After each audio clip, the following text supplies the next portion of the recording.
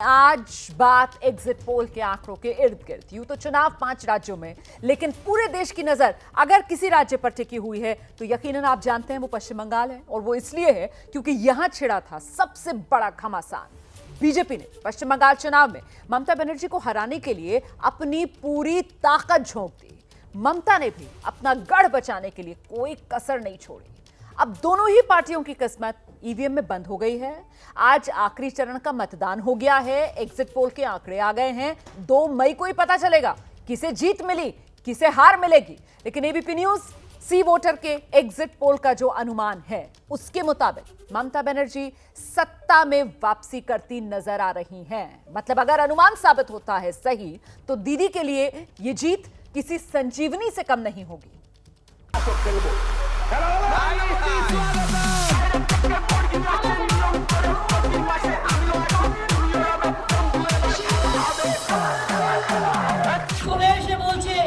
बंगाल में महिलाओं को मर्यादा नहीं देता है। खेला होवे, खेला होवे।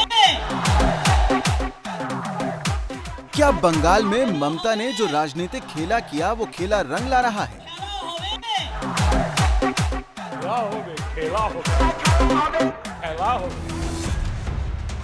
क्या बंगाल के लोगों ने बीजेपी के इस सपने पर यकीन किया है जिसकी कल्पना कभी गुरुदेव रविंद्रनाथ टैगोर ने की थी?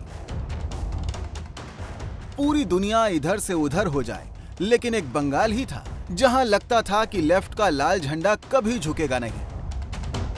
अब उसकी उम्मीदों का भी इम्तिहान है।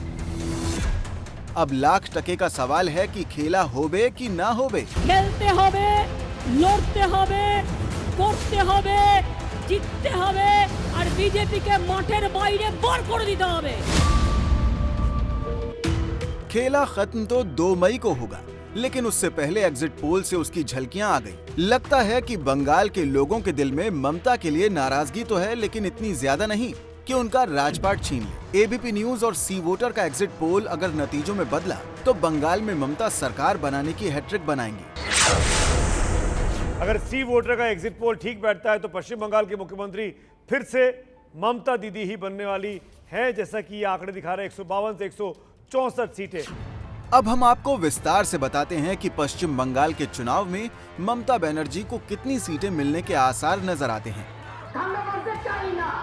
एबीपी न्यूज सी वोटर के एग्जिट पोल के मुताबिक टीएमसी को 152 से 164 सीटें मिलती दिख रही हैं, यानी एक मोटा मोटी अनुमान के मुताबिक 158। वहीं बीजेपी को 109 से 121 सीटों के बीच मिलने का अनुमान है। अगर इसका औसत देखें तो 114। वहीं कांग्रेस और लेफ्ट गठबंधन को 14 से 25। राज्य में सरकार बनाने के लिए 148 सीटों की दरकार होती है। अगर एग्जिट पोल के अनुमान को ममता अपने वास्तविक नतीजों में बदलने में कामयाब रहती हैं तो सरकार बन जाएगी। लेकिन पिछली बार की तुलना में नए सरकार का वजन बहुत हल्का हो जाएगा। भाजपा चुनाव जब शुरू किया था 1 महीना पहले, उस समय की सिचुएशन अब की और 2-3 महीना पहले की, जब से आपने ओपिनियन पोल शुरू किया, काफी फर्क पड़ा है। बहुत सारा इशू आ गया बीच में, लेकिन हम जिस गति से चुनाव शुरू किया था, जिस दिशा में, उसी गति और दिशा में चुनाव समाप्त भी किया है। और हमारी जो टारगेट थी उस तरफ आगे बढ़ते हुए हमने चुनाव समाप्त किया है और हमारा टारगेट जो है 200 के आसपास, वहां हम पहुंचेंगे। अगर एग्जिट पोल के अनुमान 2 मई के नतीजों में तब्दील होते हैं तो पश्चिम बंगाल में फिर से ममता की ही सरकार बनती दिख रही है। लेकिन इस सरकार का इकबाल, हनक और वजूद सभी बेहद कमजोर होते नजर आते हैं, क्योंकि बीजेपी एग्जिट पोल में ममता की गर्दन तक बढ़ी और चढ़ी नजर आ रही है। दिलीप घोष 5 साल से पार्टी के अंदर आए। हमारे पास नेताओं की कमी नहीं है। भारतीय जनता पार्टी और अन्य पार्टियों में अंतर यही है कि हमारे यहाँ नेता सेंट्रिक पार्टी नहीं है, आइडियोलॉजी सेंट्रिक पार्टी है। ममता ने पूरा चुनाव प्रचार एक पैर पर खड़े होकर किया। उसका इनाम एग्जिट पोल के जरिए तो ममता को मिलता दिख रहा है। ममता चाहती थीं कि चुनाव कम चरणों में हो, लेकिन चुनाव आयोग की सद्बुद्धि ने इसे 8 चरण में फैला दिया। हम आपको आगे दिखाएंगे कि कैसे चुनाव आयोग की बुद्धि पर बलिहारी जाकर मद्रास हाईकोर्ट ने आयोग के अधिकारियों की खूब लानत मलानत की और उसको ममता ने भी आखिरी चरण की वोटिंग से पहले भुनाने की कोशिश की। लेकिन पहले चलते हैं एग्जिट पोल से मिलते अनुमानों की ओर, जिसमें पेनल्टी किक से ही ममता स्कोर करती दिख रही हैं। टीएमसी एक सेकुलर पार्टी है। बीजेपी आरोप देते रही पोलराइजेशन के लिए, जो एक संप्रदाय को हम पीछे रखते नहीं। जो भी पिछड़ा हुआ है, वो चाहे वो जंगल महल का हमारे आदिवासी भाई हो, चाहे वो जो भी हो, उसको आगे बढ़ाना ये ममता बनर्जी का काम था, और वही काम ममता बनर्जी ने ईमानदारी के साथ किया। पिछले विधानसभा चुनाव की तुलना में देखें तो इस बार ममता की पार्टी को सीट और वोट दोनों ही कम मिलते दिख रहे हैं। कम से कम एग्जिट पोल तो यही इशारा कर रहा है। एबीपी न्यूज और सी वोटर के एग्जिट पोल में ममता बनर्जी की पार्टी को 42.1% वोट, बीजेपी को 39.2% वोट और लेफ्ट कांग्रेस फुरफुरा शरीफ वाले गठबंधन को 15.4% वोट मिलते दिख रहे हैं। अगर ये एग्जिट पोल चुनाव नतीजों में भी अपने सही अंजाम तक पहुंचा, तो बीजेपी का 200 पार का सपना अब की बार सपना ही रह जाएगा। लेकिन एग्जिट पोल में मिलती जीत ममता को फिलहाल राहत भले दे दे, लेकिन उसकी सियासत का रास्ता आने वाले दिन में कठिन ही हो सकता है, क्योंकि बीजेपी को जिस तरह वोट और सीट में बढ़त मिलती दिख रही है, वो नतीजों में भी सही निकली तो कोलकाता की सड़कों से विधानसभा तक ममता के लिए 5 साल का खेला आसान नहीं होगा। ममता बनर्जी बंगाल ममता दीदी को फाइटर दीदी के नाम से जानता है। दीदी का ये फाइटर अंदाज ही उन्हें बंगाल की सत्ता तक लाया।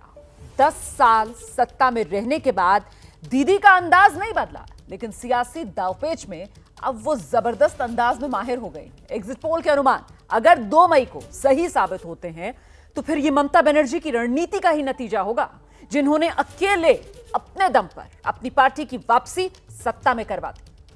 बंगाल ने परिवर्तन के लिए ममता दीदी पर भरोसा किया। कई बार लोग मैच हारने लगते हैं तो कोई ताली पीट देता है, तो उससे लड़ने लग जाते हैं कि ताली क्यों पीट रहे हो। তৃণমূল কংগ্রেস জিতছে, তৃণমূল কংগ্রেস আসছে, বিজেপি হারছে তাই গুলি করছে, বিজেপি হারছে তাই গালাগালি দিচ্ছে, বিজেপি হারবে। पश्चिम बंगाल ममता बनर्जी का गढ़ है। पिछले 10 सालों से न सिर्फ बंगाल में उनका राज है, बल्कि बंगाल में कोई ऐसा नहीं था जो उन्हें चुनौती दे सके। लेकिन 2019 के लोकसभा चुनाव में नतीजों ने ममता के लिए खतरे की घंटी बजा दी थी। 18 सीटें जीतकर बीजेपी चैलेंजर बनकर तो उभरी ही, साथ ही अपनी आक्रामक रणनीति से उसने दीदी की नाक में दम भी कर दिया। 2021 के विधानसभा चुनाव दीदी के लिए किसी अग्नि परीक्षा से कम नहीं है। एक तरफ बीजेपी की सितारों से सजी लंबी चौड़ी फौज और दूसरी तरफ मोर्चे पर अकेली ममता बनर्जी। बांग्ला का सोनार बांग्ला बनाएगा। बोलो दिल्ली को तो बेच दिया, दिल्ली का लाल किला को बेच दिया, कब ताजमहल को बेच देंगे। लेकिन एग्जिट पोल के अनुमान जो इशारा कर रहे हैं, अगर वो नतीजों में बदल जाते हैं तो ये साबित हो जाएगा कि बंगाल पर चलता है तो दीदी का जादू, बंगाल में चलती है तो ममता की रणनीति। एग्जिट पोल के अनुमान अगर नतीजों में बदलते हैं तो उसके पीछे होंगे दीदी के वो मास्टर स्ट्रोक जो उन्होंने पश्चिम बंगाल के चुनाव के दौरान चले। ममता बनर्जी को घेरने के लिए बीजेपी ने उन्हीं के घर में सेंध लगाई। यूं तो तृणमूल से कई नेताओं ने किनारा कर बीजेपी का दामन थामा, लेकिन दीदी के लिए असल झटका शुभेंदु अधिकारी की बगावत थी। नंदीग्राम आंदोलन के रणनीतिकार कभी ममता के खासम खास थे। शुभेंदु का जाना दीदी के लिए बड़ा झटका इसलिए भी था क्योंकि न सिर्फ नंदीग्राम बल्कि ईस्ट मिदनापुर के इलाके में शुभेंदु का अच्छा खासा प्रभाव है। ये इलाका तृणमूल का गढ़ है और बीजेपी ने शुभेंदु के जरिए ममता को यहीं घेर दिया। बीजेपी ने चैलेंज कर दिया कि दम है तो ममता नंदीग्राम से चुनाव लड़कर दिखाएं। बस बीजेपी के इसी नहले पर ममता ने अपना सियासी दहला मार दिया। सीट এমনিতে এটা জেনারেল সিট, কাজেই কোনো অসুবিধা নেই। এমনকি আমি যদি নন্দীগ্রামে দাঁড়াই কেমন হয়।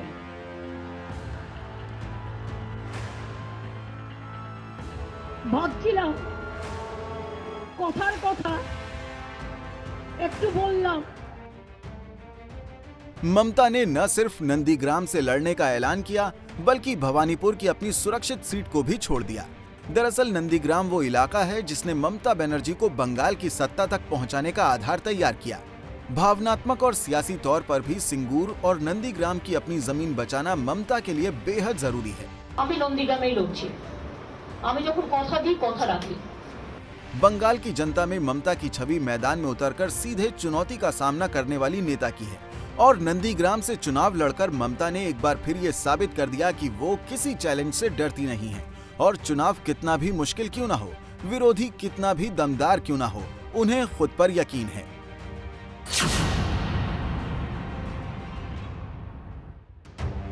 साल 2007 में नंदीग्राम में हुए हमले ने बंगाल की जनता का इमोशन ममता के साथ ऐसा जोड़ा कि 2011 में लेफ्ट का 3 दशक पुराना मजबूत किला उखड़ गया। 2021 में भी वही ममता थी, वही नंदीग्राम था और इस बार भी दीदी की चोट चुनाव के शुरुआती दौर का सबसे बड़ा मुद्दा बनी रही। दीदी ने बीजेपी पर हमले का आरोप लगाकर इसे सियासी तौर पर भुनाने का जबरदस्त दांव चला, तो इस चुनावी जंग में व्हील चेयर बनी दीदी का सबसे बड़ा हथियार।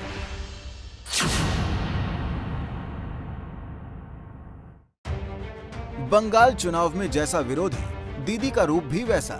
इस बार बीजेपी हिंदुत्व और जय श्री राम के नारे के साथ मैदान में उतरी तो दीदी ने अपनी हर रैली में चंडी पाठ कर सॉफ्ट हिंदुत्व की रणनीति अपनाई। यही नहीं, ममता बनर्जी ने मंदिर मंदिर पूजा अर्चना भी की तो अपना गोत्र तक बता डाला। আমি ত্রিপুরায় ত্রিপুরেশ্বরী মন্দিরে পুজো দিতে গিয়েছিলাম।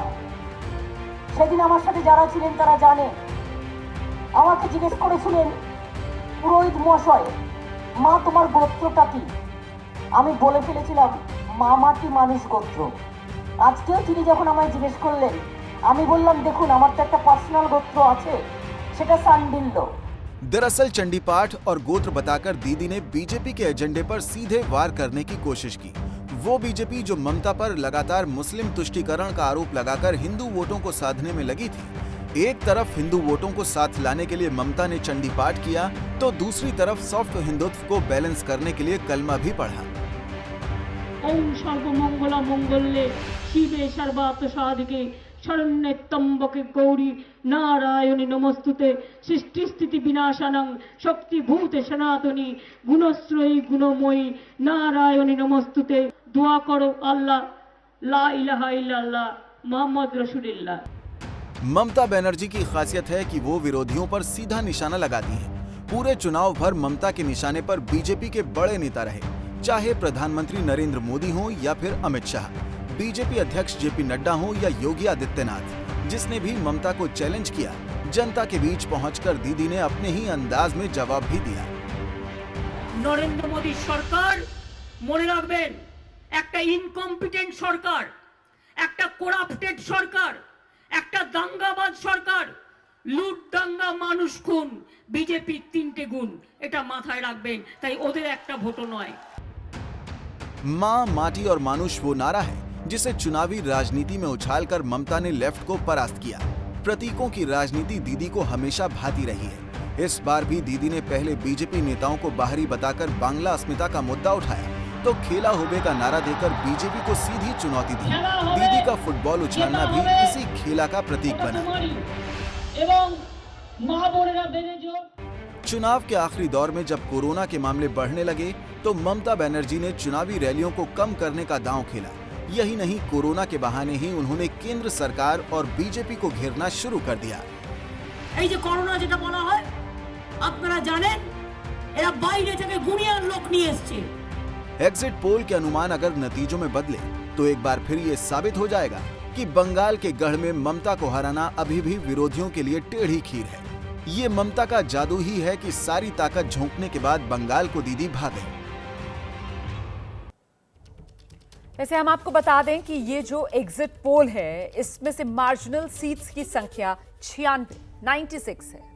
इनमें से बीजेपी की 51 और टीएमसी की 39 सीटें हैं। अच्छा, मार्जिनल सीट्स का मतलब क्या है ये समझ लीजिए। मार्जिनल सीट्स हम उन्हें कह रहे हैं जहां दोनों उम्मीदवारों के बीच जो वोटों का अंतर है वो महज 3% के भीतर है। यानी इन 96 सीटों पर अगर जरा सा भी मामला इधर से उधर होता है तो खेल पूरा बदल सकता है और नतीजों में बड़ा उलटफेर हो सकता है। इसीलिए इंतजार कीजिए 2 मई का जब फाइनल नतीजे आएंगे।